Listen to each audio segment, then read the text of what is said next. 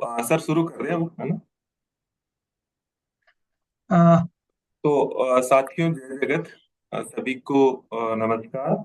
आज बहुत खुशी की भी बात है हमारे लिए कि हमने एक पहली शुरुआत है हमारे संगठन की तरफ से भी कि स्वराज की दिशा में हम ऑनलाइन प्लेटफॉर्म पर अपना ज्ञानार्जन करें। अभी तक हम लोग सर्वोदय संकल्प शिविरों के माध्यम से मिलते रहे और उसमें हम आपस के जो अनुभव थे उनको हमने साझा किया। मित्रों, आज हमारे साथ इस क्षेत्र की बहुत अनुभवी और बहुत ही नॉलेजेबल व्यक्तित्व हमारे साथ है, वीरेंद्र श्रीमाली जी। सर, आपका बहुत बहुत स्वागत है। मैं थोड़ा सा परिचय बता दूं सर का। सर, जो द हंगर प्रोजेक्ट एक बड़ा प्रोजेक्ट है, 2000 से शुरू हुआ ये। और ये पहले 14 राज्यों में था, अभी ये 6 राज्यों में चल रहा है। मुख्यतः इसका जो काम है वो जो महिला जनप्रतिनिधि है उनका क्षमता विकास, उनका एम्पावरमेंट, इस दिशा में ये 365 दिन काम करता है। सर का लंबा काम है। पहले सर जो विकास अध्ययन संस्थान जयपुर से जुड़े हुए थे। अभी फुल टाइम ये सर इसी में काम करते हैं। मूलतः सर बीकानेर से हैं, लेकिन पिछले 30-32 सालों से जयपुर में रह के पूरे देश में काम करते हैं। हमने सर से आग्रह किया कि हमारे जो साथी हैं उनका थोड़ा सा ग्राम स्वराज और गांधी का स्वराज को आज के जो लोकल बॉडीज है उनके माध्यम से क्या कैसे लाया जा सकता है, उस सपने को क्या हम जनप्रतिनिधियों के माध्यम से 2 कदम आगे बढ़ा सकते हैं। इस दिशा में मैंने सर से आग्रह किया। सर, आपका स्वागत है। मैं थोड़ा पार्टिसिपेंट से परिचय करवा देता हूँ। ज्यादातर जो पार्टिसिपेंट्स है वो पंचायती राज और नगरीय निकायों के जनप्रतिनिधि है। और मूलतः जो हमारा संगठन राजीव गांधी पंचायती राज संगठन है उसके पदाधिकारी है। मुख्यतः ये अलग अलग जगह, अलग अलग जिलों में, राजस्थान के सभी जिलों में काम कर रहे हैं। और हम 24 अप्रैल को पंचायती राज दिवस को सभी जिला मुख्यालयों पर और ब्लॉक मुख्यालयों पर स्वराज दिवस के तौर पर मनाने का निर्णय लिया है। तो हमारे साथियों का ये आग्रह था कि हम इस दिवस को स्वराज दिवस के तौर पर मनाएं, तो हमें उस दिशा में थोड़ा नॉलेज भी होना चाहिए और हम खुद क्या कर सकते हैं। पहले तो उस थीम की हमें जानकारी हो और हम खुद क्या कर सकते हैं ये भी हमें थोड़ा इस दिशा में पता हो। सर, आप जो गांधी का स्वराज था, उस स्वराज की बेसिक से आप थोड़ा सा हमें बताइए, और फिर आज हम कहाँ खड़े हैं और हमारे सामने चुनौतियां क्या है। जी सर, स्वागत है सर आपका। अ, धन्यवाद यादव जी, आपने अवसर दिया एक महत्वपूर्ण विषय पर वार्तालाप करने के लिए। विशेष रूप से जो चुने हुए जनप्रतिनिधि, अ, जो पंचायती राज में वार्ड पंच, सरपंच, उप सरपंच या जनप्रतिनिधि के रूप में चुने जाते हैं। गांधी जी की ग्राम स्वराज की संकल्पना ही यही थी कि अंतिम व्यक्ति तक ग्राम के विकास की योजना का लाभ है वो मिलना चाहिए। और मेरा सौभाग्य है कि आज से लगभग 30 साल पहले जब मैंने हंगर प्रोजेक्ट में शुरुआत की थी, तब बीकानेर के विनोबा भावे के आंदोलन से प्रेरित होकर विनय बीकानेर के पास एक छतरगढ़ क्षेत्र है, वहां करीब 1,20,000 बीघा जमीन उस आंदोलन से प्रभावित होकर वहां के जमींदार ने भूदान के तहत अलॉट कर दी थी, है ना। और 1,20,000 बीघा जमीन को उस समय गरीब लोगों और वंचित लोगों को है वो बांटा गया था। तो मेरी शुरुआत वहां से हुई भी है, सर्वोदय के माध्यम से ग्राम स्वराज को लेके। एक बहुत अच्छे फ्रीडम फाइटर थे सोहनलाल मोदी, आपने नाम सुना होगा, जिन्होंने गांधी जी के साथ भी काम किया है और उन्होंने स्वतंत्रता सेनानी के रूप में वो बीकानेर के प्रसिद्ध व्यक्ति थे।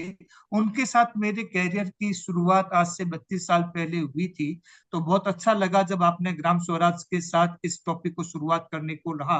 तो मुझे लगता है कि आज की जो जनरेशन है या युवा पीढ़ी है या जो जनप्रतिनिधि हैं, उनको गांधी जी के ग्राम स्वराज के बारे में प्रेरणा लेके किस तरह से वो गांवों में आधारभूत सामाजिक परिवर्तन, सामाजिक न्याय को स्थापित कर सकते हैं, उसके ऊपर अभी अपन करीब 20 से 30 मिनट तक चर्चा करेंगे। और अंतिम 20 से 30 मिनट जो भी साथी इसमें जुड़े हुए हैं, इनकी जो भी शंकाएं हैं, उनके कोई प्रश्न है तो उनको यथासंभव जितना अपना को जानकारी है उसके ऊपर अपन चर्चा करेंगे। तो शुरुआत अपन प्रेरक प्रसंगों से करते हैं, उसमें गांधी जी की ये सोच थी कि ग्राम सभा की कार्यकारिणी जो अपने क्षेत्राधिकार में लोगों को नागरिक सुविधाएं प्रदान करती है। नागरिक सुविधा का मतलब बेसिक चीजें, बिजली है, पानी है, खाद्य सुरक्षा है, उनको कपड़ा है, रोटी कपड़ा और मकान जैसी बेसिक सुविधाएं हैं, वो आम लोगों को गांव में मिलनी चाहिए। भारत की आजादी नीचे से शुरू होनी चाहिए और इस प्रकार हर एक गांव में सर्वशक्ति संपन्न एक गणराज्य या पंचायत होगी। ये गांधी जी का आज से 50-100 साल पहले की कल्पना थी। उसमें उनका ये भी सोच था कि आजादी नीचे से शुरू होनी चाहिए और हर गांव में पंचायत का राज होगा और उसके पास पूरी सत्ता और ताकत होगी। इसका मतलब यह है कि हर गांव को अपने पांव पर खड़ा होना होगा, मतलब कि उनको अपने खुद के पांव पर, जो ग्राम स्वराज की कल्पना है उसमें मुख्य उद्देश्य ही ये था कि हर गांव आत्मनिर्भर बने और अपने संसाधनों का न केवल उपयोग करे बल्कि उसका प्रबंधन भी गांव के लोग खुद उसका करें। अगर हिंदुस्तान में हर गांव में कभी पंचायती राज कायम हुआ तो मैं अपनी इस तस्वीर की सच्चाई साबित कर सकूंगा, जिसमें पहला और आखिरी दोनों बराबर होंगे, या यह कहिए कि न कोई पहला होगा और न ही कोई आखिरी होगा। यह महात्मा गांधी जी का उस समय का विचार था। उसी के साथ रविंद्रनाथ टैगोर जी की भी जो ग्राम स्वराज की अवधारणा थी उसमें भी उन्होंने यही कहा कि हमारा उद्देश्य गांवों की उनकी जरूरतों के अनुसार अधिकार प्रदान करना होना चाहिए। जो बात अपन डेवलपमेंट सेक्टर के लोग भी करते हैं कि योजनाएं ऊपर से थोपी नहीं जाए, योजना निर्माण का काम नीचे से होना चाहिए कि लोगों को जरूरत क्या है ना, लोगों की जरूरत के अनुसार योजनाएं बननी चाहिए। यही रविंद्रनाथ टैगोर जी का भी वक्तव्य था। उसी तरह विनोबा भावे जी का भी ये मानना था कि गांव का सारा इंतजाम गांव को अपने हाथों में लेना चाहिए, कि जो भी प्रबंधन है गांव के मैनेजमेंट का, वो प्रबंधन गांव के लोगों के हाथ में होना चाहिए। अपना भला बुरा दूसरा कोई नहीं कर सकता है, हम खुद अपना उद्धार कर सकते हैं, ऐसा आत्मविश्वास गांव वालों में पैदा करना होगा। और गांव का कारोबार संभालने के लिए ग्राम सभा मजबूत बनानी होगी। ये विनोबा भावे जी का एक कृत संकल्प था और उसी आधार पर उन्होंने भूदान के माध्यम से बहुत सारे गांवों में या जागीरदारों को या उस तरह के जमींदारों को उन्होंने प्रोत्साहित किया जिन्होंने गरीब और वंचित लोगों को जमीन, न केवल जमीन दी बल्कि उन जमीन पर बसाने का और उनको सरवाइव करने का अवसर प्रदान किया गया। लोकतंत्र का मुख्य रूप से जो मकसद है वो यही है कि यानी ऐसी व्यवस्था जिसमें लोगों की सीधी भागीदारी हो, और उसमें ग्राम सभा है वो एक सर्वोच्च सत्ता है और निर्णायक सत्ता है।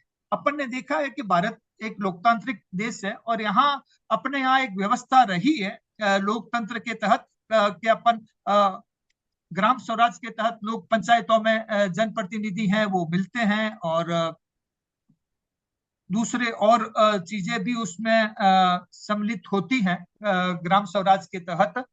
तो ग्राम पंचायतें जो चुनी हुई होती हैं उस पंचायतों में पंचायती राज जो एक्ट है या 73वां जो संविधान संशोधन है जो 1993 में हुआ और राजस्थान पंचायती राज अधिनियम 1994 में स्थापित हुआ, उसकी जो 243(6) जो धारा है उसमें ग्राम सभाओं का जो किया गया है प्रावधान, उस ग्राम सभा के प्रावधान के अंतर्गत पंचायती राज एक्ट के तहत 2 ग्राम सभाएं मैंडेटरी है, अनिवार्य है ना। एक तो अपने को कोई भी जो अपना ये वित्तीय वर्ष होता है, वित्तीय वर्ष अप्रैल से शुरू होता है और मार्च तक होता है, तो वित्तीय वर्ष के प्रथम तिमाही में और वित्तीय वर्ष के अंतिम तिमाही में होना आवश्यक है एज पर पंचायती राज एक्ट के अनुसार। 2 ग्राम सभाएं मैंडेटरी है ना। लेकिन पूर्व में सरकारों ने, जब मणिशंकर अय्यर जी अपने पंचायती राज मिनिस्टर थे, तो उन्होंने 4 तिथियां ऐसी तय की थी कि उन 4 तिथियों में ग्राम सभाओं का प्रावधान किया गया। उसमें अपने 15 अगस्त, 26 जनवरी, 1 मई और 2 अक्टूबर इन तिथियों को ग्राम सभाएं आयोजित करने के लिए केंद्र सरकार की तरफ से आदेश जारी हुआ था।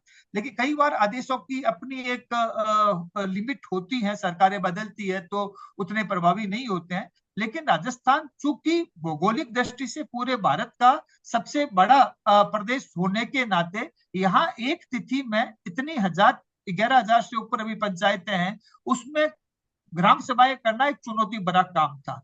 तो सरकार ने उस समय एक आदेश निकाला कि इन तिथियों के 15 दिन पहले या 15 दिन के बाद में कभी भी ग्राम सभा आप कैलेंडर आयोजित करके पूरी ब्लॉक के आपको अलग अलग तिथियों में ग्राम सभाएं आयोजित करनी है। और उस ग्राम सभा की क्या क्या चीजें होनी चाहिए, पहले अपन थोड़ा मोटा मोटी ग्राम सभा है क्या। ग्राम सभा गांव में 18 वर्ष से ऊपर जो व्यक्ति है वो उस ग्राम सभा का सदस्य है ना।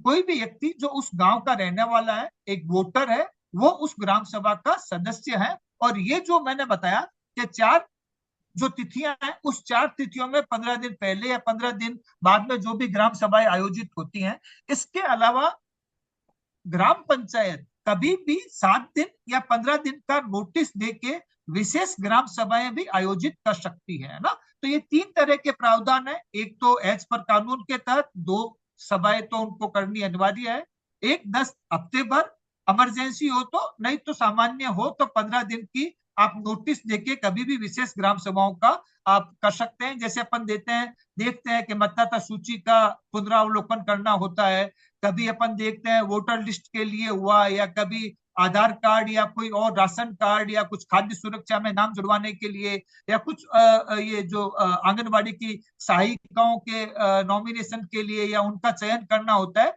तो अलग अलग समय में अपन देखते हैं कि अलग अलग विशेष ग्राम सभाओं का आयोजन भी पंचायतों में किया जा सकता है। तो ये तीन तरफ से मुख्य रूप से ग्राम सभाओं के आयोजन होते हैं। 2 अनिवार्य है, 4 इन तिथियों के 15 दिन पहले और बाद में, और एक विशेष ग्राम सभाएं जब भी पंचायत को आवश्यकता महसूस होती है, यदि उनके वहां कोई उस तरह का सरकार की तरफ से या पंचायत में गांव के लोगों को जरूरत है। अब करना क्या होता है एज एन जनप्रतिनिधि। जनप्रतिनिधि के नाते सबसे पहले लोगों को जानकारी होनी चाहिए कि ग्राम सभा हम कब कर रहे हैं, क्यों कर रहे हैं, कहाँ कर रहे हैं और उसका उद्देश्य क्या है। इसका एक व्यापक प्रसार प्रसार होना चाहिए। उसमें नियम यह है कि उसमें आपको नोटिस चिपकाना होता है। गांव में हर एक ग्राम पंचायत में एक कर्मचारी होता है जिसको सरकार पैसा भी देती है, और वो वहां का होता है गांव का ही। तो वो ढूंढी पीट के सब जगह नोटिस को चस्पा करता है और ढोल बजा के लोगों को बताया कि फला जगह पे इस तारीख को इतने बज के यहाँ पर इस सार्वजनिक स्थान पर ग्राम सभा का आयोजन किया जाना है। तो एक तो नोटिस का नियम है कि आप अलग अलग सार्वजनिक स्थानों पर जाके नोटिस चिपकाओगे। दूसरा है कि गांव में ढिढोरा पिटाओगे। कई तरह के आजकल सोशल मीडिया प्लेटफॉर्म हो गए, व्हाट्सएप ग्रुप हो गए हैं, टीवी न्यूज हो गई है, अखबारों का माध्यम हो गया है। तो उसमें भी विज्ञापन देके भी या न्यूज देके भी लोग ग्राम सभाओं का प्रसार प्रसार कर सकते हैं। स्कूल के माध्यम से, स्कूलों में भी वो बच्चों के माध्यम से सूचनाएं प्रसारित कर सकते हैं। दीवार लेखन का, पोस्टर, पंपलेट, ये इस तरह से ग्राम सभा की सूचना का व्यापक प्रसार प्रसार होना चाहिए, ताकि जन भागीदारी ग्राम सभा में लोगों की अधिक से अधिक हो सके। ये एक पहला स्टेप ग्राम सभा की, अगर अपने को एक आदर्श ग्राम सभा अपने को करनी है। दूसरा, कभी भी जब अपन ग्राम सभा को आयोजित करेंगे एज एन जनप्रतिनिधि, तो हमारे को कुछ चीजों की सावधानी रखने की जरूरत है ना। एक तो अपन कभी भी ग्राम सभा किसी मंदिर में नहीं रखे, है ना, या ऐसे जगह नहीं रखे जहां किसी दूसरे धर्म को, या जैसे महिलाएं पीरियड्स में होती है, या किसी को वहां पहुंचने में दिक्कत हो, है ना। तो अपन ऐसी जगह पे ग्राम सभा होनी चाहिए जो उपयुक्त सार्वजनिक स्थान हो, जहां पर सभी वर्गों का प्रतिनिधित्व बिना किसी बाधा के वहां पर हो सके। दूसरा जो स्थान है बैठने का, वो छाया, पानी, बैठने की उचित व्यवस्था होनी चाहिए। सभी लोग एक जगह एक साथ बैठे, यदि टेबल कुर्सी हो तो सभी के टेबल कुर्सी होनी चाहिए।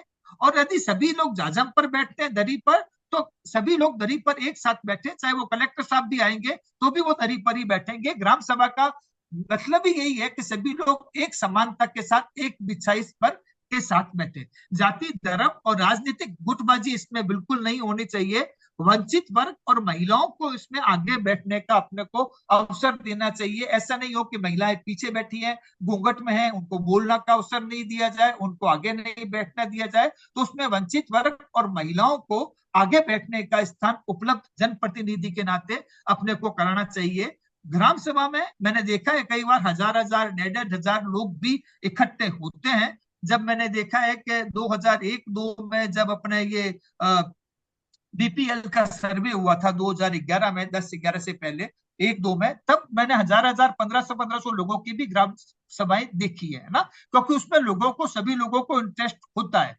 उसी तरह से एक पब्लिक एड्रेस सिस्टम होना चाहिए कि अगर आप इतने लोगों को बुला रहे हो तो उन तक आपकी आवाज स्पष्ट जानी चाहिए, सरल शब्दों में जानी चाहिए, लोकल भाषा में जानी चाहिए। तो पब्लिक एड्रेस सिस्टम, माइक है, चाहे जो भी सूचनाएं हैं आपकी, वो आपको स्पष्ट वहां पे व्यवस्था करनी चाहिए। युवा, वृद्धजन और दूसरी महिलाओं को आपको अलग अलग जिम्मेदारी भी आप सौंप सकते हो, किस किस की क्या क्या जिम्मेवारी वहां पे होगी। और ग्राम सभा में आप, आपके यहाँ जो भी लोकल सामाजिक संगठन है, जैसे आपके यहाँ एनवाईके के भी यूथ होते हैं, तो आप एनवाईके के यूथ को भी वहां पानी पिलाने की, दूसरी ओर बैठने की, उस तरह से नेहरू युवा केंद्र के जो दूसरे और बच्चे होते हैं, या स्कूलों में एनसीसी के या स्काउट के जो बच्चे होते हैं, उनको भी आप इस तरह से ग्राम सभा के मैनेजमेंट, बिछायत, पानी, छायादार व्यवस्था, उस तरह से भी आप उनको उसमें इंगेज कर सकते हैं। तो ये हुआ ग्राम सभा के पूर्व की तैयारी। आपको क्या कहना है? तो दो चीजों पर अपन ने बात की। एक तो पहले अपन ने ये कहा कि सूचना या ढिंढोरा पीटना जरूरी है। दूसरा, अगर आप कोई ग्राम सभा का आयोजन करते हैं तो आयोजन से पहले आपकी क्या तैयारी होनी चाहिए, एक जनप्रतिनिधि होने के नाते आपको इन इन चीजों का ध्यान रखना चाहिए। इसके साथ ये भी जरूरी है कि जब भी अपन कोई ग्राम सभा की तैयारी करें तो हमारे पास ये अभिलेख होने चाहिए, है ना, क्योंकि ग्राम सभा में जब अपन जनता को बुलाते हैं तो हमारी जनता के प्रति जवाबदेही और जिम्मेदारी है कि जनता यदि हमारे से कोई प्रश्न पूछती है, चाहे वोटर लिस्ट को लेके हैं, चाहे राशन कार्ड को लेके हैं, चाहे पेंशन को लेके हैं, चाहे बीपीएल परिवार को लेते हैं, तो हमारे पास ये सब चीजें वहां पे उपलब्ध होनी चाहिए। तो ये जो अभिलेख है, जो ग्राम सभा में आम गांव के व्यक्तियों की जो जिज्ञासाएं होती है, जो प्रश्न होते हैं, उनसे संबंधित जो अभिलेख है, वो ग्राम सभा के पटल पर एक जनप्रतिनिधि के नाते जनप्रतिनिधियों को वहां रखने चाहिए। उसमें मुख्य रूप से जिस ग्राम सभा को आप कर रहे हैं उसका एजेंडा क्या है ना, एजेंडा की आपके पास हार्ड कॉपी होनी चाहिए। राज्य सरकार ने अगर कोई ग्राम सभा रखी है तो राज्य सभा की तरफ से, राज्य सरकार की तरफ से जो पंचायती राज डिपार्टमेंट है, या आपके जो मुख्य कार्यकारी अधिकारी है या विकास अधिकारी के माध्यम से आपको जो आदेश प्राप्त होता है, उस आदेश की कॉपी आपके पास वहां उपलब्ध होनी चाहिए, है ना। इसी तरह से गत बैठक जो हुई थी आपकी ग्राम सभा की, उस बैठक में क्या निर्णय लिए गए, और उस गत ग्राम सभा की बैठक की अनुपालना रिपोर्ट, कि उस बैठक में जो निर्णय हुआ था, उस निर्णय में आप लोगों ने क्या प्रगति की। जैसे कि भाई उस बैठक में निर्णय लिया गया था कि हम 5 जगह हैंडपंप लगाएंगे, इतनी जगह सड़क बनाएंगे, इतनी जगह सामुदायिक केंद्र बनाएंगे, इतनी जगह ये काम करेंगे, तो उसके अंतर्गत आपका कितना काम हुआ, कितना काम नहीं हुआ, उसकी अनुपालना रिपोर्ट भी ग्राम सभा को, आपको ग्राम सभा शुरू होने से पहले पिछली बैठक की अनुपालना रिपोर्ट को पढ़ के बताने का नियम है ना। होता नहीं है प्रैक्टिकल में, क्योंकि लोग बसना चाहते हैं, लेकिन नियम ये कहता है कि जब भी ग्राम सभा की बैठक होगी उसमें आपको एजेंडा पढ़ के सुनाना है, पिछली बैठक में जो निर्णय लिया गया था उस बैठक के निर्णय की अनुपालना रिपोर्ट, कि उस निर्णयों में से कितने काम हुए हैं, कितने काम नहीं हुए हैं, वो आपको पढ़ के बताना पड़ेगा। तीसरा चीज, वार्षिक आय व्यय का लेखा ग्राम सभा की बैठक में रखा जाना चाहिए। कि जैसे अभी अपना अप्रैल चल रहा है, तो मार्च में अपना वित्तीय वर्ष खत्म हो गया, तो अप्रैल से जून के अंदर जो भी ग्राम सभा होगी, उस अप्रैल, जैसे 1 मई को ग्राम सभा प्रस्तावित है ना, तो 1 मई वाली ग्राम सभा में उनको पिछले वित्तीय वर्ष के जितने भी, कितनी आय हुई पंचायत को अलग अलग लेखों से, चाहे वो केंद्रीय वित्त आयोग है, चाहे वो राज्य वित्त आयोग है, चाहे वो नरेगा के तहत है, या अलग अलग केंद्र और राज्य सरकार की स्पॉन्सर्ड स्कीम से कितना पैसा आया, कितना खर्च हुआ, किस मद में खर्च हुआ, उसका एक वार्षिक लेखा जोखा ग्राम सभा की बैठक में रखी जानी चाहिए। इसी तरह से जो हर पंचायतों को अपनी वार्षिक ऑडिट करवानी चाहिए।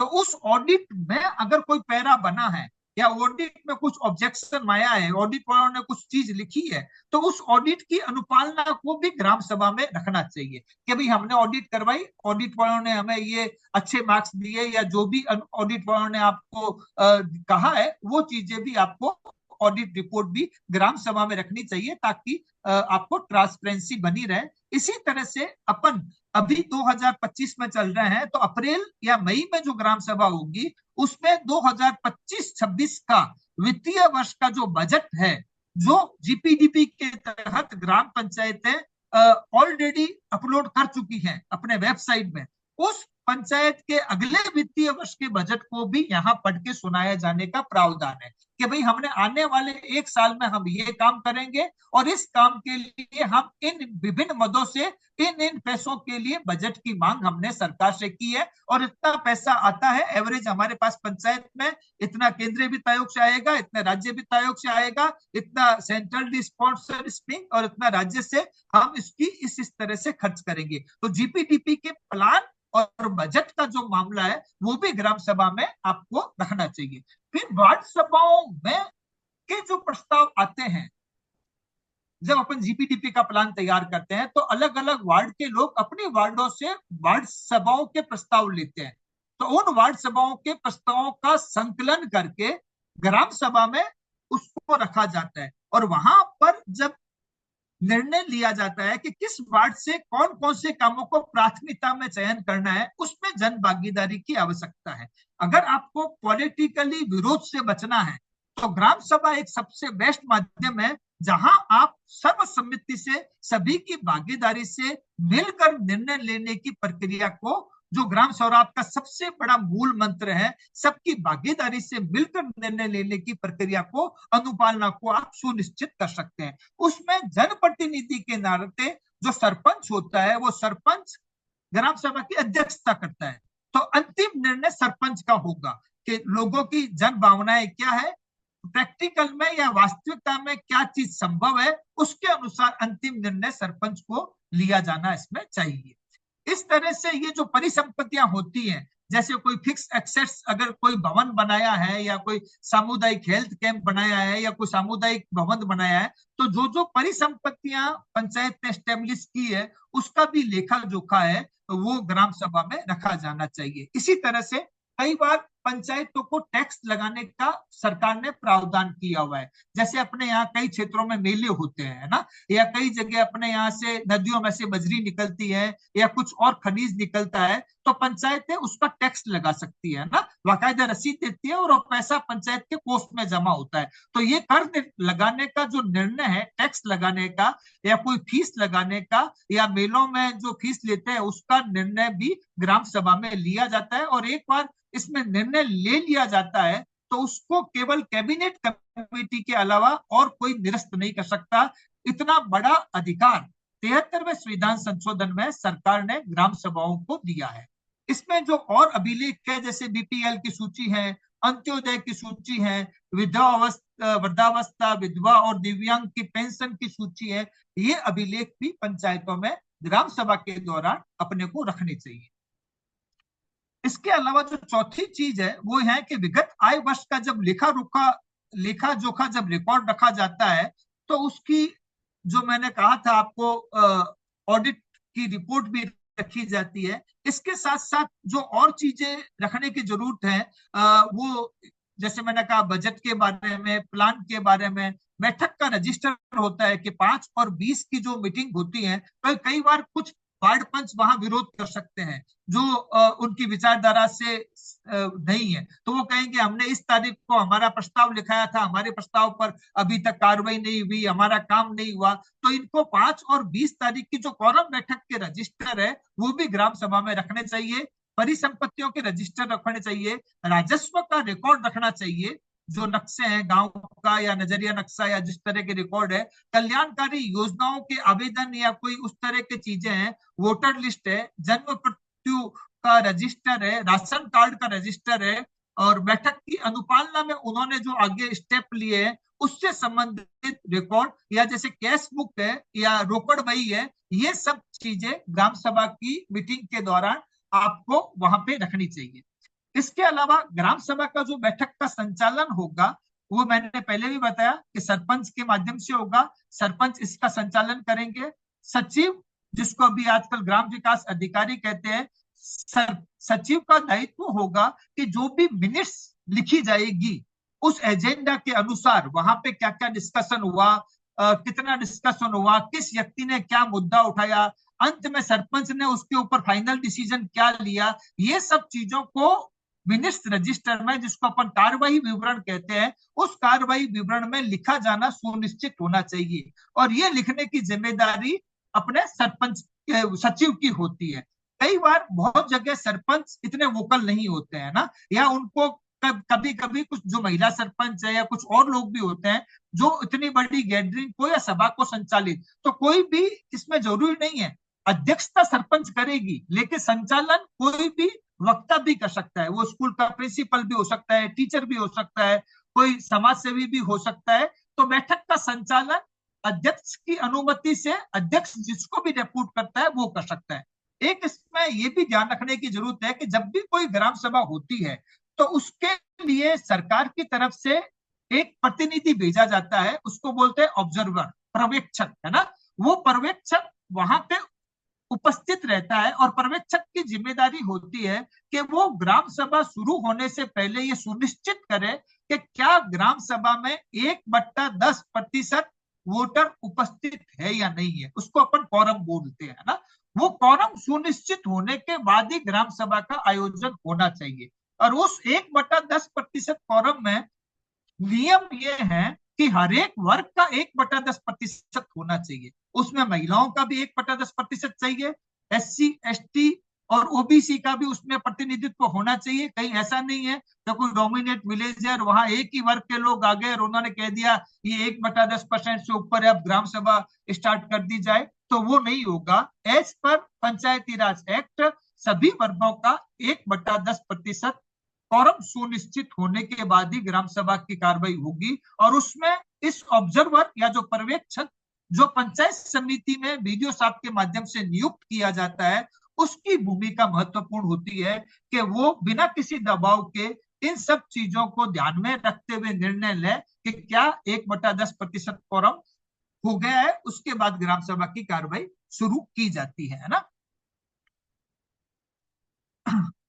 इसके अलावा जो ग्राम सभा की जब कार्रवाई आरंभ होती है तो मैंने बताया कि अनुपालना रिपोर्ट, ऑडिट रिपोर्ट, वार्ड सभा, ग्राम सभाओं के क्या क्या प्रस्ताव आए हैं उनका समीकरण करना, उनको पढ़ के सुनाना, उनकी प्राथमिकता तय करना, ये सब निर्णय है वो लिए जाते हैं। इसी तरह से जैसे वार्ड सभाओं में क्या क्या काम हुए हैं, मानव विकास के क्या मुद्दे थे, शिक्षा से संबंधित है, स्वास्थ्य से संबंधित है, पोषण से संबंधित है, स्वच्छता को लेके हैं, तो अगर उसके ऊपर कोई ग्राम सभाओं में विशेष चर्चा भी करनी हो, या कोई महिलाओं के मुद्दे हैं तो महिला हिंसा के मामले में है, या महिलाओं के साथ या किशोरियों के साथ कहीं कोई छेड़छाड़ या उस तरह का मुद्दा है, तो उन सब मुद्दों पर भी ग्राम सभाओं में चर्चा करनी होती है। इसी तरह से आंगनबाड़ी कार्यकर्ता, साक्षरता प्रेरक, आशा सहयोगिनी, साथी, इनके चयन के मुद्दे भी ग्राम सभा में होते हैं और उसमें समीक्षा होती है। और उसमें 2010 में सीपी जोशी साहब जब पंचायती राज मिनिस्टर थे, भरत सिंह जी, तब उन्होंने डिविएशन ऑफ पावर्स के तहत फंड्स, फंक्शन और फंक्शनरीज पंचायतों को अधीन किए थे। तो जो 5 विभाग पंचायती राज के तहत इनको निर्धारित किए गए हैं पंचायतों को, तो इनके 5 के जो कर्मचारी हैं उनकी तो अनिवार्य रूप से ग्राम सभा में उपस्थिति सुनिश्चित होनी ही चाहिए, है ना। चाहे वो महिला बाल विकास विभाग हो, चाहे प्राथमिक शिक्षा का मामला हो, स्वास्थ्य विभाग के तहत जैसे आशा और जो दूसरे स्वास्थ्य कर्मी होती हैं, और ये कृषि विभाग में कृषि पर्यवेक्षक हो गया, इस तरह से 5 विभाग के जो कर्मचारी हैं उनको ग्राम सभा में न केवल उपस्थित होना है, बल्कि उनको अपनी प्रगति के बारे में भी ग्राम सभा में जनता को बताना होता है कि भाई स्कूल में कितने नामांकन हुए, कितने बच्चों को कितने परसेंटेज मिले हैं, स्कूल में शिक्षा का क्या स्तर है, कितने शिक्षकों की कमी है। कृषि पर्यवेक्षक होगा तो वो बताएगा कि उसको कितने मिनी किट मिले हैं, कितने बीजों का उसने वितरण किया है, किन किन परिवारों को उसने वितरण किया है। इसी तरह से सामाजिक सुरक्षा योजना के तहत किन किन वर्गों को किस किस तरह से पेंशन योजनाएं मिल रही है, कौन परिवार वंचित है, कहाँ कहाँ क्या क्या बाधाएं आ रही है। तो ये उनको अलग अलग विभागों के कर्मचारियों को ग्राम सभा के अंदर अपनी रिपोर्ट पेश करनी चाहिए। ये इस तरह का प्रावधान है। इसी तरह से जब ग्राम सभा की कार्रवाई होती है तो ग्राम सभा के जो रजिस्टर में मिनिट्स लिखी जाती है, उस मिनिट्स को अंत में पढ़ के सुनाया जाने का प्रावधान है पूरी ग्राम सभा के सामने। और उसको पढ़ने के बाद यदि गांव के लोग सहमत है, उसके बाद साइन किए जाते हैं सभी लोगों के। लेकिन वास्तविकता में चलन अलग है कि एक साइड में रजिस्टर चलता रहता है, लोग लिखते रहते हैं, लिखने वाला कोई बाद में लिखते हैं। तो लेकिन नियम ये है कि जब भी ग्राम सभा की कार्रवाई होगी तो ग्राम सभा की कार्रवाई में जो भी लिखा गया है उसको जो भी कार्रवाई हुई उसको पढ़ के सुनाया जाएगा।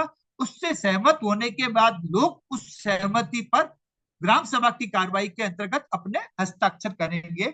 और उसके बाद अंत में जब ग्राम सभा का समापन होता है तो जो भी वहां के अध्यक्ष होते हैं, सरपंच, वो अपना समापन उद्बोधन है वो देते हैं और धन्यवाद देते हैं। इसके अलावा यही केवल काम खत्म नहीं होता है, इसके बाद मेन रूप से आप लोग जनप्रतिनिधि हो, आपकी भूमिका और बढ़ जाती है। वो ये बढ़ जाती है कि ग्राम सभा में जो निर्णय लिया गया है उस निर्णय के अनुपालना में आपको संबंधित विभागों को पत्र लिखना पड़ेगा। जैसे ग्राम सभा ने निर्णय लिया कि इस स्कूल में हमें 2 कमरे बनाने हैं, तो आपको अपने लेटर हेड पर उस ग्राम सभा के उस पेज से उस प्रस्ताव की संख्या का उल्लेख करते हुए एक अलग से शिक्षा विभाग को पत्र लिखना पड़ेगा कि इतनी दिनांक को हमारे यहाँ ग्राम सभा हुई और उसमें प्रस्ताव संख्या ये मैं इस जगह पर इस स्कूल में 2 कमरे बनाने का प्रस्ताव पारित हुआ। तो फिर वो शिक्षा समिति में जाएगा, स्कूल की स्कूल मैनेजमेंट कमेटी में भी जाएगा, फिर शिक्षा विभाग को जाएगा, फिर उसका बजट कहाँ से अलॉट होगा उसका अनुपालना होगी। इसी तरह से चाहे कोई पीएससी का मामला हो, चाहे आपको जल जीवन मिशन में आपको पाइपलाइन का या जल का कोई मामला हो, निर्णयों की जो भी अनुपालना होगी उसको आपको संबंधित विभाग को पंचायत के लेटर हेड पर सरपंच और सचिव द्वारा लिख के संबंधित विभाग को उस प्रस्ताव की अनुपालना में कार्रवाई करने के लिए संबंधित विभाग को लिखा जाएगा। इसके बाद मैं कई बार बोलता हूं जब मैं जनप्रतिनिधियों के साथ हम लोग ट्रेनिंग करते हैं कि सरकार में जबान नहीं चलती है ना, सरकार में कागज चलता है ना। कागज के साथ साथ हमें चलना पड़ता है। तो आप लोग ज्यादा अनुभवी हैं, आप लोग इस क्षेत्र में काम करते हैं, तो केवल पत्र लिखने से या आपने अपने लेटर हेड पर लिख दिया उससे काम नहीं चलेगा। वो कागज कहाँ कहाँ चल रहा है, क्या वीडियो आपके पास पहुंच गया, क्या वीडियो सामने संबंधित ब्लॉक शिक्षा अधिकारी को भेज दिया, क्या ब्लॉक शिक्षा अधिकारी ने जिला शिक्षा अधिकारी को भेजा या नहीं भेजा, उस कागज के साथ साथ भी हमें चलना पड़ेगा। उसको अपन मॉनिटरिंग कहते हैं ना, या देखना पड़ेगा कि जो हमारा कागज है कहाँ कहाँ जा रहा है, उसकी अनुपालना में हमें फॉलो अप करना पड़ेगा, देखना पड़ेगा कहाँ रुक रहा है, क्यों रुक रहा है, कहाँ बाधाएं आ रही है, क्या बाधाएं आ रही है, अगर बाधाएं आ रही है तो उसके समाधान के लिए हमें किस किस तरह से आगे उसका देखना पड़ेगा। तो ये कुछ चीजें थी मोटा मोटी ग्राम सभाओं को लेके जो मुझे लगा कि आप लोगों के साथ साझा करनी चाहिए। चूंकि अपन गांधी जी के ग्राम स्वराज की बात कर रहे हैं और पिछले 3 4 5 सालों से सरकार जो मिलेनियम डेवलपमेंट गोल्ड या बाद में सस्टेनेबल डेवलपमेंट गोल्ड, जो सतत विकास के जो लक्ष्य हैं जिसमें विश्व स्तर पर सरकारों को बाध्य होते हैं कि उनको उन मानकों को पूरा करना होता है। तो पिछले 4 5 साल से अभी पिछले 3 साल से सरकार इसके ऊपर प्रतिबद्ध है 9 संकल्प को लेके कि भाई पंचायतों के माध्यम से ग्राम पंचायतें अपना जो जीपीडीपी का प्लान बनाए, ग्राम विकास पंचायत नियोजन का, तब वो इन 9 संकल्पों में जो 17 इंडिकेटर है सस्टेनेबल डेवलपमेंट गोल को, उनको पूरा कर सकते हैं। जैसे गरीबी और आजीविका उन्नत गांव आप अपनी पंचायत में कैसे बना सकते हो। स्वास्थ्य के मुद्दे पर बात करें तो स्वस्थ गांव की परिकल्पना के आधार पर आप अपनी पंचायतों में प्रस्ताव ले सकते हो, जिसमें सभी महिलाओं का टीकाकरण हो, सारी इंस्टीट्यूशनल आपके डिलीवरी हो, कोई भी कुपोषित बच्चा नहीं रहे। इसी तरह से बाल हितैषी पंचायत के तहत हर एक बच्चे को शिक्षा का अवसर मिले, लड़के लड़कियों को समान शिक्षा का अवसर मिले, उन तक शिक्षा का मिले। इन सब चीजों को लेके भी आप बाल हितैषी पंचायत के मुद्दे पर पर्याप्त जल युक्त गांव, राजस्थान में अपने को पता है पानी एक सबसे बड़ी चुनौती रही है। राजस्थान में तो हमें पता है, मैं बीकानेर और बाड़मेर जैसलमेर में भी रहा हूं, तो वहां लोगों के यहाँ घी मिल जाते थे लेकिन पानी नहीं मिलता था।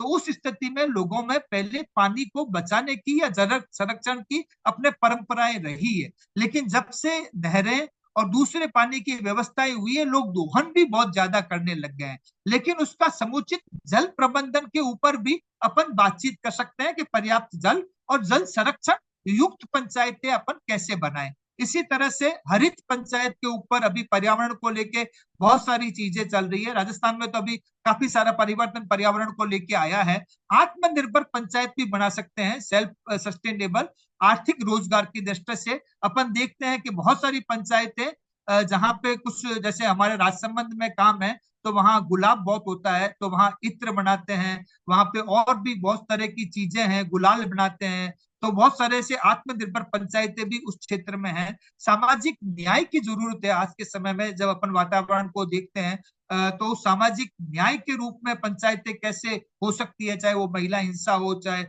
महिलाओं के प्रति अपराध हो, और सुशासन वाला गांव वाले गवर्नेंस को लेके और महिला हितैषी गांव के रूप की परिकल्पना को साकार करने के लिए जो पंचायतों की भूमिका है उसको अपन सुनिश्चित करने में है, वो मदद कर सकते हैं। तो ये मोटा मोटी कुछ चीजें थी। अब आप लोगों के जो भी प्रश्न हैं उसके ऊपर अपन बातचीत कर सकते हैं, जो भी आप उसमें करना चाहें तो ना।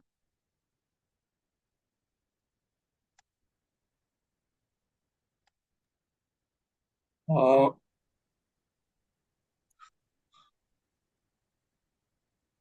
अब हो गया तो मेरा भले जी आप जी जी स्क्रीन जी, शेयर बहुत को बहुत भले आप शुक्रिया। हाँ, ये स्क्रीन सब। शेयर हटा दो तो सभी लोग आ यस जाएंगे। Yes yes yes Yadav sir.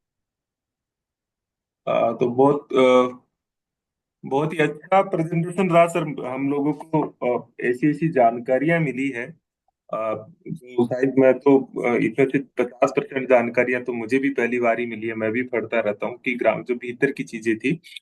साथियों, आप में से कोई भी क्वेश्चन पूछना चाहते हैं तो आप हैंड रेज कर देंगे तो ठीक रहेगा।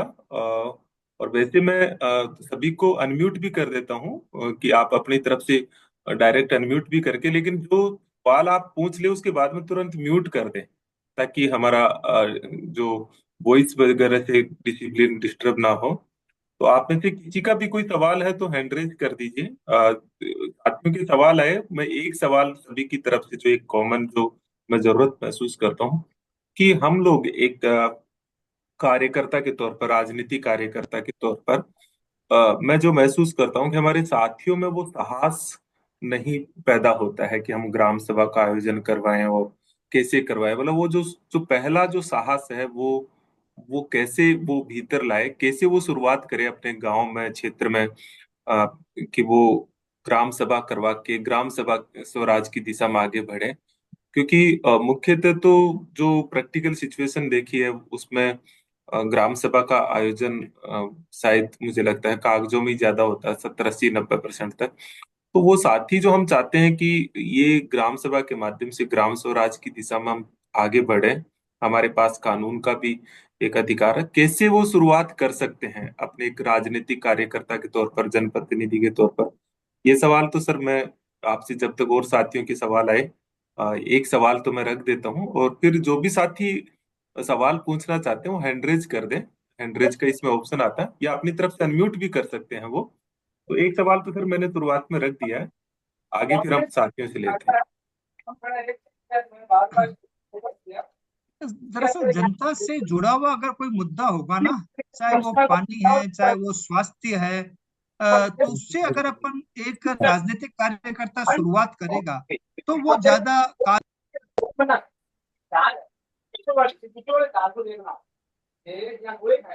सर आप म्यूट हो गए, मैंने सभी को अभी आवाज आई थी। साथियों, आपको डिसिप्लिन मेंटेन करना पड़ेगा। एक बार अनम्यूट कर लीजिए सर। आप आपको डिसिप्लिन मेंटेन करना होगा, आप अनम्यूट नहीं करें। हाँ। दरअसल हाँ। क्या है, राजनीतिक कार्यकर्ता की यात्रा शुरू करने से पहले एक राजनीतिक कार्यकर्ता को ये देखना पड़ेगा कि वो उस गांव का नागरिक है ना। वो अगर वहां से शुरुआत करेगा तो उसका अगली सीढ़ी है वो राजनीतिक कार्यकर्ता के रूप में होगी, है ना। हम्म। जब वो ये देखेगा कि जिस गांव में वो रह रहा है या जिस कम्युनिटी में वो रह रहा है, उस समुदाय की चुनौतियां क्या है, उस चुनाव को वहां सबसे बड़ी समस्या क्या है, और उस समस्या का समाधान नहीं होने के पीछे कारण क्या है, उसको समझने के बाद वो जनता को अपने साथ में कैसे ले, है ना। ग्राम सभा में लोगों का नहीं आने का सबसे बड़ा कारण क्या होता है? लोगों को ये लगता है कि इससे हमारे को फायदा क्या होगा, हमारी कोई सुनता तो है नहीं, करेंगे वही जो उनको करना होता है। यदि ग्राम सभा में गांव के लोगों को आदर दिया जाए, उनकी सुनवाई की जाए, उनका सम्मान किया जाए, तो लोग प्रेम से आएंगे, अपनी बात कहेंगे। लेकिन एक जैसे ही एक सामाजिक कार्यकर्ता या सामाजिक कार्यकर्ता राजनीतिक भूमिका में आ जाता है, तब वो लाभ दोष गुण लाभ सब चीजें देखता है। तो जरूरी भी है, क्योंकि उसका अपना, क्योंकि मैं आज से 32 साल पहले जब इस क्षेत्र में आया था, तब एक समाज सेवक के क्षेत्र में आया था। लेकिन आज की पीढ़ी को मैं देखता हूं कि लोग कैरियर के रूप में आते हैं। आजकल सोशल वर्क भी एक कैरियर है। अब वो 30 साल पहले जब मैं गांधीयन फिलोसॉफी के साथ काम की शुरुआत की थी, वो जमाना बदल गया है। अब लोगों को पेट भरना है, परिवार चलाना है, अपने बच्चों का कैरियर देखना है, तो उसको वो कैरियर के रूप में देखेगा। तो कैरियर कोई बुरी चीज नहीं है, पॉलिटिकल कैरियर है, से सोशल कैरियर भी है। लेकिन आप गांव के लोगों के साथ जुड़ना जरूरी है, उनकी समस्याओं से जुड़ना जरूरी है। वो आपका पहला स्टेज होना चाहिए। Thank you sir. जी, तो शुक्रिया। एस पी शर्मा जी ने हैंड रेज किया, आप अनम्यूट करके और सवाल पूछ के फिर वापस म्यूट कर लीजिए जी। Thank you sir, thank you, धन्यवाद यादव साहब। मेरा श्रीमाली जी से एक क्वेश्चन है कि कई बार हमने देखा है कि ग्राम पंचायतों में सरपंच ग्राम सभा कराते ही नहीं है, और कई बार ऐसा हो जाता है कि ग्राम सभा कुछ लोग करवाने के लिए आतुर हो जाते हैं, तो सरपंच उस दिन छुट्टी मार के चले जाते हैं और वो खुद नहीं आते हैं, बाकी सब आ जाते हैं। तो ऐसी परिस्थिति में हम क्या कर सकते हैं? देखो ऐसा थैंक यू है सर। कि मैं दो तीन इसके स्पष्ट कारण बताता हूँ, क्योंकि आप में से कोई जनप्रतिनिधि हो तो थोड़ा बुरा नहीं मानना। मैं एक प्रैक्टिकल जो वास्तविकता है वो कहता हूँ। उसमें हमारे सिस्टम की कमी है ना। मुझे जैसे कार चलानी नहीं आती है ना, और मुझे कोई व्यक्ति कार दे देता है, चाबी दे देता है। अब मैं पढ़ा लिखा हूँ, है ना, और मुझे कोई कह दे कि भाई हमने आपको समझा दिया कि भाई ये स्टिकर है, यहाँ कार लगेगी, ये आपको यहाँ ब्रेक है, अब आप कार चला लो। तो जनप्रतिनिधियों के साथ भी यही है कि जनप्रतिनिधि पहली बार चुन के तो आ गए हैं, लेकिन उनको पंचायती राज व्यवस्था को चलाना कैसे है, पंचायती राज एक्ट क्या है, शासन में आप कोई भी सचिव होता है ना, आप 6 महीने की ट्रेनिंग देते हो, साल भर की ट्रेनिंग देते हो, तो क्या आपका अधिकार नहीं है कि जनप्रतिनिधि को कम से कम 3 से 7 दिन का प्रशिक्षण दें? इसी तरह से मैंने 5-5 साल तक 10-10 साल के सरपंचों को भी देखा है। अब आपने उनको क्राइसिस मैनेजमेंट की ट्रेनिंग नहीं दी कि लोगों को जब भीड़ आती है ना, मॉब आता है ना, उस मॉब को कंट्रोल करने की आप में ताकत होनी चाहिए। वो ताकत या तो आपकी वाणी में होनी चाहिए, या आपके मुद्दे में होनी चाहिए, या आप यदि पारदर्शी हो, आप ईमानदार हो, तो आप लोगों का मुकाबला कर सकते हो। अगर आप में पारदर्शिता नहीं है, आप ईमानदारी में कहीं थोड़े बहुत अटक गए, कोई लांछन लग गया, तो फिर अपन लोगों को जवाब देने से बचते हैं। और जब अपन लोगों को जवाब देने से बचते हैं, तो अपन फिर एक्ट का हवाला लेते हैं कि भाई सरपंच साहब नहीं आए तो ग्राम सभा नहीं हो सकती। ये प्रावधान नहीं है। अगर जनता वहां उपस्थित है, जनप्रतिनिधि दूसरे भी हैं, तो वहां जो भी वरिष्ठ व्यक्ति उपलब्ध है, वो वहां पे ग्राम सभा का आयोजन वरिष्ठता के आधार पर किया जा सकता है। उस ग्राम सभा को आप डिनाई नहीं कर सकते हैं, लेकिन वहां पर पंचायत समिति द्वारा नियुक्त पर्यवेक्षक होना चाहिए, ताकि आपकी ऑथेंटिसिटी बन सके। ये जरूर करना चाहिए। Thank you sir. Okay, thank thank you. You sir, thank you. कोई और कोई सवाल? हाँ, संदीप जी। संदीप जी है, संदीप मेहता। संदीप संदीप मेहता जी, आप अनम्यूट करके और सवाल पूछ के फिर म्यूट कर लीजिए प्लीज। मैं सब आप है ना बार बार सबसे अनम्यूट पहले जी। हेलो, हाँ। श्री माली साहब को बहुत बहुत धन्यवाद सर, उन्होंने बहुत हमें अच्छी जानकारी दी। सर, मैं आपसे थोड़ी सी जानकारी जो पंचायतों का फाइनेंशियल सिस्टम है उसके बारे में जानकारी चाहूंगा। जैसे सेंट्रल वित्त आयोग से जो पैसा मिलता है, वो जो मेरी जानकारी है कि लगभग 2.5 लाख पंचायतें हिंदुस्तान में है, उसमें लगभग 2,36,000 करोड़ समथिंग पैसा 5 साल के लिए दिया जाता है एक एक सभी को। और जो राजस्थान वाला जो है अपना राजस्थान वित्त आयोग, इसमें जो टोटल टैक्स कलेक्शन है उसका 7.12% दिया जाता है। इसमें ज्यादातर sir, hello yes yes. Hello hello hello sir, आवाज आ रही है मेरी सर? आ रही है संदीप जी, आ हाँ रही जी सर, जी सर। प्लस जो जैसे आपने फरमाया कि हम टैक्स ले सकते हैं, तो सर मोटा मोटा लगभग लगभग, क्योंकि हम लोग को मतलब मुझे जानकारी नहीं, क्योंकि मैं शहर में रहता हूँ, मैं जोधपुर में रहता हूँ बेसिकली। सर एक पंचायत को, जैसे 2.5 लाख पंचायतें हैं, लगभग एक पंचायत के पास लगभग लगभग कितना फंड सर साल में आता है जो वो फ्रीली खर्च कर पाए?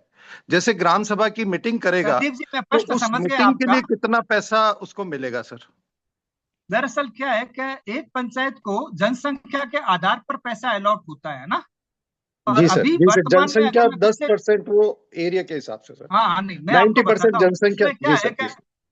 अभी वर्तमान में अगर मैं एवरेज लेता हूं तो करीब 50-60 लाख से रुपए से लेके 1 करोड़ रुपए तक हर साल एक पंचायत को पैसा विकास के लिए आता है ना। इसमें राज्य वित्त आयोग, केंद्रीय वित्त आयोग और सेंट्रली स्पॉन्सर तीनों सम्मिलित है ना। तो जी सर, एवरेज जी अगर सर। अपन देखें तो 60 लाख का, इसमें जनसंख्या का इसलिए कह रहा हूं क्योंकि पहले करीब 14 से 15 लाख 15 रुपए था, लेकिन इसमें प्रति व्यक्ति अनुदान आता है ना। तो जितनी जी जनसंख्या है, किसी पंचायत की जनसंख्या 3,000 है, किसी पंचायत की जनसंख्या 6,500 है, तो उस 6,500 के अनुपात में उसको पैसा मिलेगा वहां पे, है ना। तो प्रति व्यक्ति अनुदान के हिसाब से केंद्र सरकार का जो अनुदान आएगा, उसके कारण से ये 60 लाख से लेके 1 करोड़ रुपए तक के बीच का पैसा है, वो प्रति व्यक्ति के हिसाब से पंचायतों को मिलता है ना? राजस्थान में अभी वर्तमान में। हाँ, आप संदीप अनम्यूट कर दीजिए ना संदीप जी, जी, आपकी आवाज बिल्कुल। नहीं आ रही है। कोई संक्षिप्त में क्रॉस क्वेश्चन कीजिए, बिल्कुल कोई हो। हेलो, अभी आ रही है सर? हाँ। सर, सर इसमें संदीप जी मेरी इसमें बात सुनो। एक जी सर, ग्राम स्वराज करके एक वेबसाइट है, उसमें जी आप सर। जाएंगे तो हर पंचायत का आपको पूरे साल का बजट, कितने कितने किस किस का कितना कितना पैसा मिला, सब देख सकते हैं। और वो पब्लिक जी सर। डोमेन में है ना।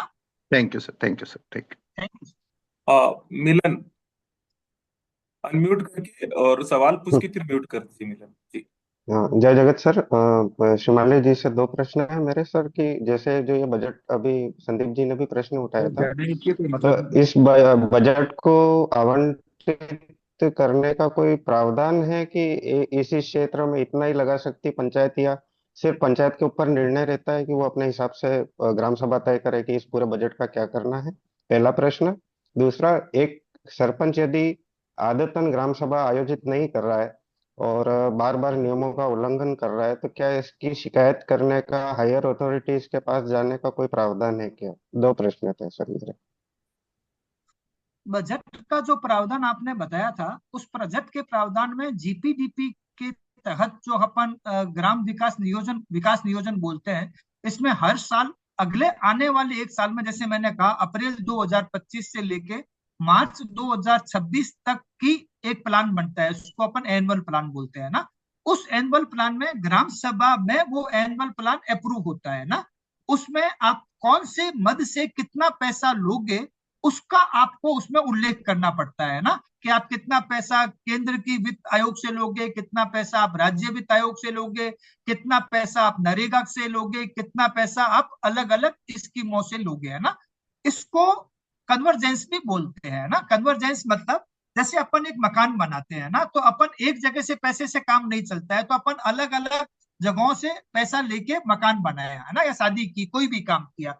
इसी तरह से पंचायतें भी कोई भी विकास का काम करती है जो बड़े अमाउंट का है, तो उसमें दो तीन अलग अलग बजट से भी पैसे को, मद को कन्वर्जेंस करती है, मिला देती है।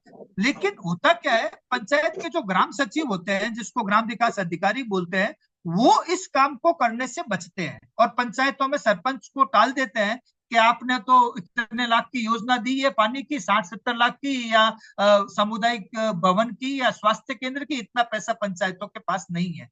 तो अपन उसको एक जानकारी के नाते या समझदार होने के नाते कह सकते हैं कि भाई आप लेबर का काम आप नरेगा के तहत ले लो, तो नरेगा में उसकी जो मजदूरी का पैसा जितना भी आपको बिल्डिंग बनाने में लगेगा वो आपका नरेगा के तहत चला जाएगा। ये पैसा आप राज्य वित्त आयोग से ले सकते हो, इतना पैसा आप स्वास्थ्य विभाग से ले सकते हो। तो अलग अलग विभागों के पैसे को मर्ज करके लेने को अपन कन्वर्जेंस बोलते हैं। लेकिन उसमें इसमें ग्राम सचिव का काम बढ़ता है, क्योंकि उसको अलग अलग विभागों को योजना बना के देनी पड़ेगी, अलग अलग विभागों का हिसाब रखना पड़ेगा, अलग अलग विभागों को उसको बिल वाउचर और हिसाब की जवाबदेही रहेगी। तो कोई भी व्यक्ति आजकल शॉर्टकट चाहता है, कोई भी व्यक्ति ये नहीं चाहता है कि मेरी जवाबदेही ज्यादा बढ़े, तो वो कन्नी काट लेते हैं, ये वास्तविकता है। लेकिन ये जो जरूर है कि आपका इसमें बजट बनता है, आयोजना बनती है, आपको पहले से तय करना होगा कि आपकी कैब कितनी है, उस कैब के अनुसार अलग अलग विभागों का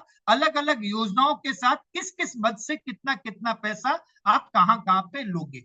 दूसरा आपका ये प्रश्न था कि ग्राम सभाओं का आपका कोई सरपंच नहीं करवाता है। बीच में सरकार ने एक योजना शुरू की थी, लेकिन फिर सरकार वापस उससे पीछे हट गई है ना। उसमें सरकार ने ये आम लोगों को ऑप्शन दिया था कि वो ऑनलाइन जाके अपनी ग्राम सभा के सुझाव पोर्टल पर अपलोड कर सकती है।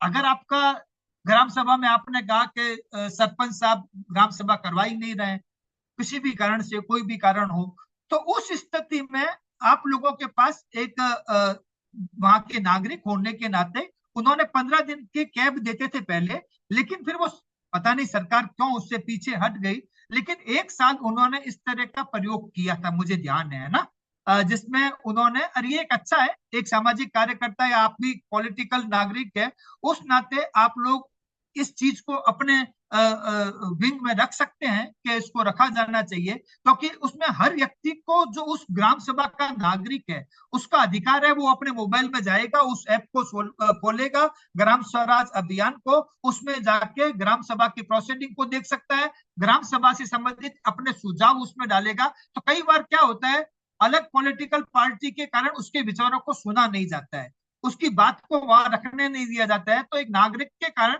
वो अपनी बात आधारभूत माध्यम से उसमें रख सकता है, लिखित में दे सकता है उसमें।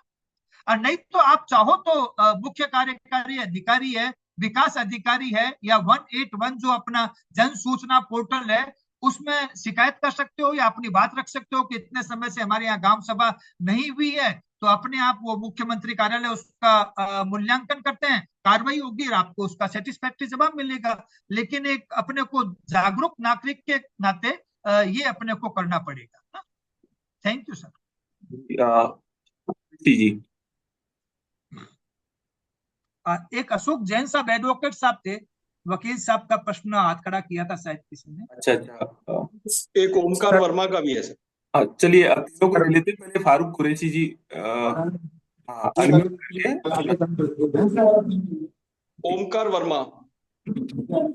हाँ नहीं, पहले फारूक कुरैशी जी को, ओमकार जी एक बार उन्होंने, हाँ फारूक कुरैशी जी अपना सवाल रखो। जी सर, मैं फारूक कुरैशी उदयपुर से बोल रहा हूँ। नगर निगम एरिया है हमारा, यहाँ पर वार्ड सभा जैसी कोई चीज होती ही नहीं है, और हम यहाँ पर विपक्ष में हैं और वार्ड में भी नहीं हो रही है। तो इस लहजे से मैं क्या कर सकता हूँ कि वार्ड सभा आयोजित करवानी पड़े, तो मैं तो कुछ कर ही नहीं सकता हूँ, जैसे नियम है उसके हिसाब से। तो पहली चीज, वह परिसमन हुआ तो इसमें भी क्या वार्ड सभा भागीदारी ले सकती है क्या? क्योंकि अभी जो परिसमन हुआ है उसमें सिर्फ बीजेपी वालों ने अपने हिसाब से परिसमन किया है, जिससे कि कांग्रेस को ज्यादा से ज्यादा नुकसान है। तो इसके बारे में थोड़ी सी बताइए कि अगर मैं चाहूँ वार्ड सभा करवाना तो कैसे करवा सकता हूँ। Thank you. और सर ये 243 में जो शहरी निकायों में वार्ड सभा का अधिकार दिया था जैसे ग्राम सभा का है, उसके संदर्भ में ये सवाल है कि क्या उसको भी पावर है, क्या वो सारे पावर जो ग्राम सभा को है, और क्या वो उसमें कर सकते हैं क्या? असल ये क्या है कि फारूक कुरैशी जी जो उदयपुर से हैं वो दरअसल नगर निगम क्षेत्र से हैं, और ये 74th अमेंडमेंट के तहत नगरीय निकायों का आता है। उसमें इस तरह का प्रावधान नहीं है, लेकिन अभी जो परिसीमन का मामला चल रहा है ना, उसमें सरकार ने जरूर अभी 1 महीने आपत्तियां दावे करने का कहा है। तो मुझे लगता है अगर उस वार्ड की जनता को लगता है कि हमारे साथ न्याय नहीं हुआ है, चाहे पॉलिटिकल पार्टी कोई भी हो, उसमें कोई निकलती नहीं, लेकिन नागरिक तो अपन उसी वार्ड के हैं ना। तो एक नागरिक के नाते अगर आपको लगता है कि ये हमारे साथ अन्याय है, तो आप सबसे पहले तो अभी आवेदन कर सकते हैं, 1 महीने का अभी समय अवधि अपने पास है ना। दूसरा, अगर उसके बावजूद अगर अपनी पंचायत समिति में या जिला परिषद में सुनवाई नहीं होती है, तो दूसरा हमारे पास न्यायिक पालिका का है कि हम कोर्ट में जाएं और कोर्ट के माध्यम से स्टे लाके अपनी बात को रखें। तो अभी 74th अमेंडमेंट में 73rd अमेंडमेंट की तरह ग्राम सभाएं या वार्ड सभाओं का उस तरह से लीगल प्रावधान नहीं है, तो इसलिए मैं अभी उसके बारे में अपन ज्यादा चर्चा नहीं कर सकते। Thank you sir. Omkar ji और उसके बाद एक ओमकार जी।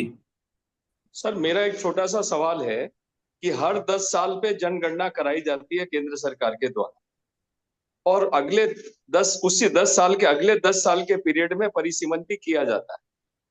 अब 2010-11 की जनगणना पे ये परिसीमन हो रहा है, जबकि 2021 का ये जनगणना होना अनिवार्य था। क्या 2021 की जनगणना नहीं होने के बावजूद सरकार 2025 में परिसीमन कर सकती है?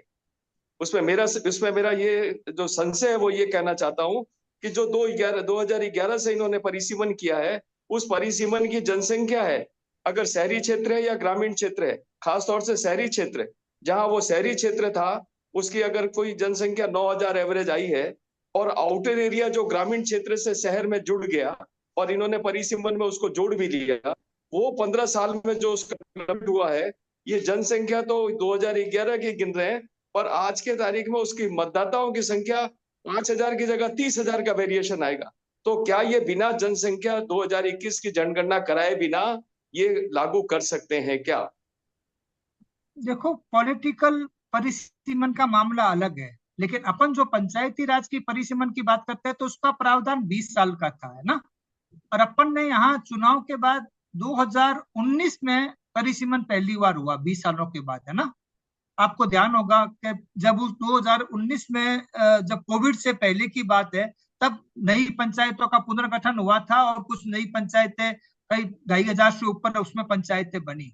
अभी कई लोग इसमें हाईकोर्ट भी गए थे इसको लेके, लेकिन जो हाईकोर्ट में पब्लिक लिटिगेशन लगी वो थोड़ी लेट लगी थी, उस कारण से सरकार बच गई, है ना। उसमें अभी सरकार ने जो लिया है, इसमें कॉन्गली जैनसी जो एडवोकेट साहब है वो ज्यादा बताएंगे, उन्होंने जो ग्राउंड लिया है वो ये लिया है कि जो पिछली सरकार ने जिले बनाए थे और उस सरकार ने उन जिलों को हटा दिया, उस चीज को लेके उन्होंने परिसीमन को लेके वापस डाला है। और उन्होंने जो नया प्रावधान डाला है कि हम मरुस्थलीय क्षेत्रों में इस जनसंख्या पर इतनी इस और ज्यादा लोगों की भागीदारी बढ़ाने के लिए पंचायतों को इसलिए कर रहे हैं, तो इस ग्राउंड के आधार पर। लेकिन अपन भी जानते हैं कि है सारा खेल ये पॉलिटिकली, क्योंकि पॉलिटिकल उनको लगता है कि अभी हमारी स्थिति नहीं है कि हम लोग उस स्थिति में आएंगे, तो उसको डिले करने के लिए उन्होंने ये जो भी उनका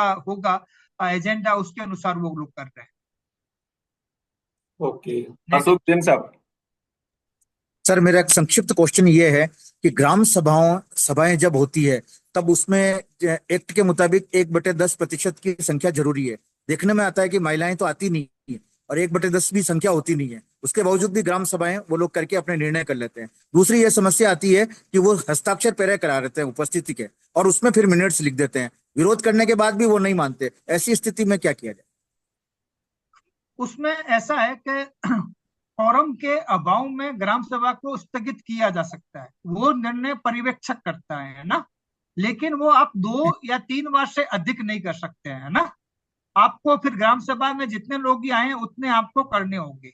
नियम यह है कि आपको, मैंने जैसे अभी प्रस्तुतिकरण में भी बताया था कि पूरी ग्राम सभा कंप्लीट होने के बाद जो ग्राम सभा में डिस्कशन हुआ, अनुपालना हुई, जो आपने लिखा है कार्रवाई रजिस्टर में, वो पढ़ने के बाद आप ग्राम सभा के लोगों के साइन करवाओगे। ये पंचायती राज एक्ट में साफ शब्दों में लिखा हुआ है। लेकिन हर व्यक्ति अपने काम को करने के लिए, शॉर्टकट करने के लिए या खाना पूर्ति करने के लिए साइन करवा लेते हैं, लेकिन ये वास्तव में गलत है, ये नहीं होना चाहिए। और जो समझदार व्यक्ति है उसको वहां उसका विरोध दर्ज कराना चाहिए।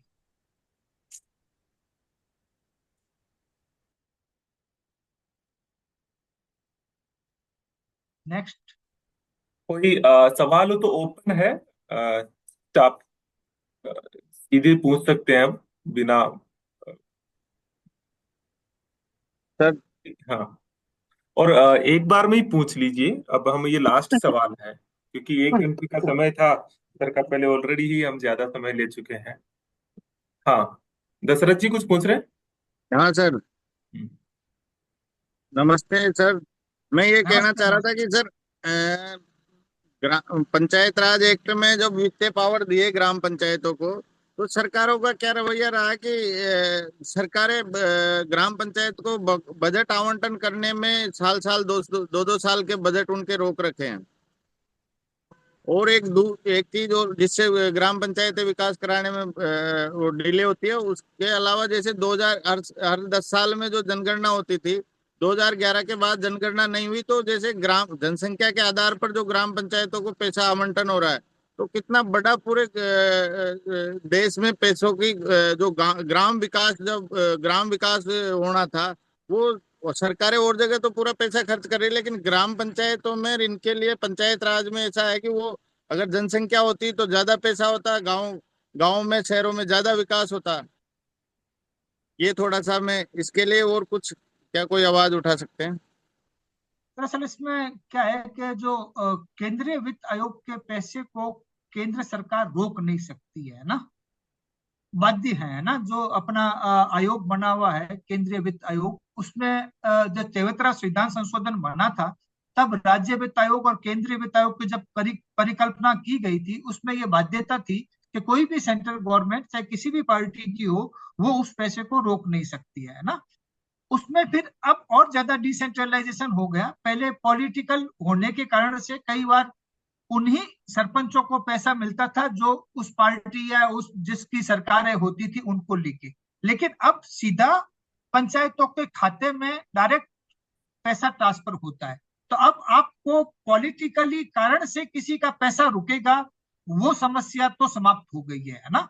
अब ये बात जरूर है कि कई बार सरकारें थोड़ी चालाकी करती है ना। चालाकी क्या करती है कि जैसे मैंने कन्वर्जेंस वाला शब्द यूज किया था पहले, तो सरकार ने क्या किया कि कन्वर्जेंस के तहत पंचायती राज के पैसे को ले लिया राज्य सरकार ने, और उसको सरकार के जन जागरण के अभियान में खर्च कर दिया। अब पंचायत उस पैसे के लिए सरकार से बाद में फिर डिमांड करती रहती है कि हमारे को तो, हमारी जो राज्य वित्त आयोग की किस्त आनी थी अभी तक आई नहीं। और सरकार ने उस पैसे को चाहे वो प्रशासन गांवों के संग हो या कोई भी अभियान हो, उस अभियान के तहत सरकारों ने यूज कर लिया। कई बार सरकार भी क्या है, या जनप्रतिनिधि भी नहीं चाहते हैं कि हम जनता को फेस करें। तो अभी पिछले 10 सालों में राजस्थान में ग्राम सभाओं का ट्रेंड चेंज हो गया। क्या हुआ, सरकारें जनता का प्रकोप से बचने के लिए उसको डाइल्यूट कर दिया ग्राम सभाओं को। क्या डाइल्यूट किया उन्होंने, अभी गर्मी बहुत ज्यादा है, जल चेतना यात्रा निकाल दी। सर्दी ज्यादा होगी, मलेरिया हो गया, स्वास्थ्य को लेके कैंप लगा दिया। कभी बहुत अधिक समस्याएं होगी, गांव प्रशासन गांवों के संग या सरकार आपके द्वार आ गई, जनता को लगेगा सरकार हमारे द्वार आ गई है, हमारी सारी समस्याओं का समाधान हो गया। और भाई आपने ग्राम सभाओं को खा रहे हैं, लिटरली आपने ग्राम सभाओं को खत्म कर दिया है। मुझे आज भी याद है जब सीपी जोशी साहब पंचायती राज के मिनिस्टर हुआ करते थे, तब एक एक पेज के फ्रंट पेज पर पूरे अखबार में ग्राम सभाओं का एडवर्टाइजमेंट आता था। उसके बाद मैंने आज तक कभी ग्राम सभा का एडवर्टाइजमेंट पूरे पेज का फ्रंट पेज पर आज तक नहीं देखा। क्यों? क्योंकि सरकारों की मंशा ही नहीं है ग्राम सभाओं को एक्टिवेट करने की, ग्राम सभाओं को सशक्त करने की, है ना। Thank you sir. सर अभी हम चूंकि हमारा समय 10 मिनट आपका पहले ही ज्यादा हो गया है, तो आज तो हम इस पूरे संवाद को, जो कि बहुत ही हमारा भी सर पहला अनुभव था, हम साथियों को एक थोड़ा इस दिशा के भीतर हम थोड़ा ब्रेन स्टॉर्मिंग देना चाह रहे थे, और हम ये श्रृंखला सतत रूप से शुरू कर रहे हैं अब आगे। सर हम फिजिकल मीटिंग भी हम लोग करते हैं, लगभग 2-3 महीने में एक तो हम जयपुर में जरूर करते हैं, जब सभी लोग 200-250 लोग, हमारे जो पूरा परिवार है वो आता है। और इसके अलावा सर्वोदय संकल्प शिविर लगाते हैं अलग अलग जिलों में जाके, जहाँ 400 लोग इकट्ठे होते हैं इन सारे मुद्दों पर, और जो वैचारिक संघर्ष है उसके इतिहास पे हम चर्चा करते हैं। तो हम आपसे अलग से बात कर लेंगे, आपकी कोई जितनी भी उपलब्धता होगी वो हम आपका ज्ञान अर्जन में उपयोग लेंगे। सर शब्द तो खैर हमारे पास बहुत कम है, क्योंकि हम शब्दों से तो आभार व्यक्त नहीं कर सकते, लेकिन हमारे चेहरे, जो साथियों के चेहरे हैं, वो जरूर इस बात को प्रदर्शित कर रहे हैं कि वो बहुत ही खुश है इस शुरुआत से, और आपने बहुत अच्छा प्रेजेंटेशन दिया। तो बहुत बहुत थैंक यू शुक्रिया सर। आपका। Thank you sir. धन्यवाद आप सभी का कि आपने इतना समय दिया, धैर्यपूर्वक सुना, उसके लिए आपका आभार। अच्छा साथियों, आप सभी लोग 10 मिनट और रुकेंगे, हम 24 तारीख की जो प्लानिंग है हमारी, उस पर थोड़ी हम थैंक यू चर्चा करेंगे। सर, तो सभी साथियों को मैं 10 मिनट और समय लेना चाहूंगा आपका। तो ओमकार जी, आप सुन रहे हैं? हाँ, सुन रहा हूँ सर। ओके, तो 10 मिनट हम इस पे 24 अप्रैल को हम जो, और आप सभी साथियों के भी विचार आमंत्रित है, जो मैं थोड़ा सा मेरा रूपरेखा रख देता हूँ कि 24 अप्रैल को शायद राजस्थान में अपने संगठन की तरफ से, कि मुझे लगता है, और मुझे पुराना पता नहीं है, जितना मैंने पता किया, शायद हम 24 अप्रैल पंचायती राज दिवस है, जो हमारी पार्टी के अपने प्रयासों के, हमारे लीडर्स के अपने विजन है ये। तो हम उस दिवस को कम से कम विकेंद्रीकरण के तौर पर हम इसे मनाए। हमने इसको थोड़ा सा नॉन पॉलिटिकल रखने के लिए इसको स्वराज अ, संवाद के तौर पर नाम दिया है। तो इसे आप सभी साथी, इसमें मेरा यह है कि देखिए, एक राजनीतिक कार्यकर्ता के तौर पर अपने काम के लिए कुछ स्कोप निकालना होता है, और जब हमारे प्लेटफॉर्म पर जब दूसरे साथी आते हैं, तब एक राजनीतिक कार्यकर्ता के तौर पर आपकी क्षेत्र में पहचान बनती है। तो जो अब की बार जो जिलों के भीतर जो हमारा 24 अप्रैल को जयपुर में प्रस्तावित था, उसको उससे भी दुगना उसका प्रभाव आए, और हमारे लोग अपने अपने क्षेत्रों में सशक्त हो, उनकी अपनी लीडरशिप उभरे। और ये जो ग्राम स्वराज का जो आज मैंने व्याख्यान आपके सामने श्री माली जी का रखा है, मुझे लगता है कि इसके बाद तो हमारे पास, शायद सभी साथियों के पास, एक नया काम आ गया है राजनीतिक कार्यकर्ता के तौर पे। ये बहुत बड़ा काम है। अगर हम ग्राम सभाओं के माध्यम से राजनीति करने लग जाए, तो मुझे लगता है सबसे बड़ा पॉलिटिकल फील्ड हमारा आएगा। तो हम क्या करना है, वो मैं कुछ मेरे 2-3 पॉइंट में रख देता हूँ, फिर ओमकार जी उसमें कुछ चीजें ऐड कर देंगे। एक, हमें सबको पोस्टर बनाना है। अ, एक पहले तो हमको कल तक एक पोस्टर बना लेना है, जिसमें पंचायती राज दिवस के अवसर पर स्वराज संवाद, और उस पोस्टर के बैकग्राउंड में कोई पंचायत का, और इस तरह से आप थोड़ा बैकग्राउंड दिला दीजिए। 3 फोटो ही हम लोग रखते हैं, इसलिए मेरा कम से कम इस दिन आग्रह है कि आप अपनी फोटो या किसी लीडर की फोटो, जहां तक हो सके बचे, और रखे भी तो ऊपर ही ऊपर एक छोटे कॉर्नर पर जो आती है वो ही रखें, क्योंकि इसमें हम संभाव रखेंगे। दूसरा, हम जो जगह जहां हमारी बैठक व्यवस्था करें, कम से कम जब हम इस दिशा में बढ़ रहे हैं, स्वराज की दिशा में बढ़ रहे हैं, तो जैसे अभी बताया सर ने, हम बैठक की व्यवस्था एक रूपता के साथ रखें। मतलब उसमें कोई हायरार्की नहीं हो, अगर सबके साथ सबके लिए या तो कुर्सियां ही हो, या फिर सबको नीचे ही अगर हम दरी और गद्दे और वाइट चादर अगर बिछा दे, तो बहुत अच्छी बात होती है, उससे थोड़ा अच्छा भी लुक आता है, और नहीं है तो भी कोई दिक्कत नहीं है, लेकिन एक जैसी व्यवस्था अगर आप रखते हैं, और सभी बड़े लीडर्स, कांग्रेस कार्यकर्ता, सभी अग्रिम संगठन और प्रकोष्ठ और विभाग और सेल, उनके जितने भी सदस्य हैं, उनको सबको आमंत्रित करें, लेकिन विशेषकर पंचायती राज और नगरीय निकायों के जुड़े हुए जनप्रतिनिधियों को जरूर आमंत्रित करें वहां। और वहां पे जैसे आपने एक समय दे देंगे, आज सभी लोग एक वेन्यू फिक्स करके सबको समय दे दीजिए, और वहां पे जो संवाद की प्रक्रिया हो, उसमें सबसे पहले आप में से कोई भी एक साथी स्वराज क्या था, जैसे बताया कि स्वराज का मतलब लोगों को ही इतना शक्तिशाली बना दे कि वो वही अपने भाग्य का फैसला करे और उसमें कोई बड़ा छोटा नहीं हो। तो वो जो संकल्पना है वो एक बड़ा काम, हमारा अधूरा काम है। सबसे पहले हम लोगों को तैयार करें कि आप जो है ऊपर देखने की बजाय जो हमारे पास ताकत है उसको हम लोग इस्तेमाल करें, और एक राजनीतिक कार्यकर्ता के तौर पर हम कैसे उसे कर सकते हैं। तो कुछ नट सेल पॉइंट आप सामने पूरा एक परफॉर्मा रखें कि गांधी का ग्राम स्वराज और आजादी के आंदोलन के बाद फिर जो स्वराज की संकल्पना को हम कैसे आगे बढ़े, और फिर उसके बाद जो है इस स्वराज की संकल्पना के समक्ष जो चुनौतियां खड़ी की, चाहे वो पंचायती राज के जो 11वीं 12वीं अनुसूची के जो अधिकार है वो नहीं दिए हैं, चाहे दो बच्चों जैसे नियम है वो नहीं, और जिस तरह से चुनावों को स्थगित करने का और फंड को किस तरह से अभी आपने सबने डिस्कशन किया, इन चैलेंजेस को हम कैसे दूर कर सकते हैं। मेरा आपसे आग्रह है कि इस संवाद प्रक्रिया में आप लोग, चूंकि हमारे कांग्रेस के जो भी प्रोग्राम्स होते हैं उनमें वो एक फिक्स सी रटी रटाई लैंग्वेज होती है, वो ना होकर के लोग जो आए पार्टिसिपेंट उनको लगना चाहिए कि उन्हें कुछ नया मिला है। आप जानते हैं कि जैसे आप बड़े लीडर्स को बुला लेते हो तो सारा सेंट्रिक हो जाता है।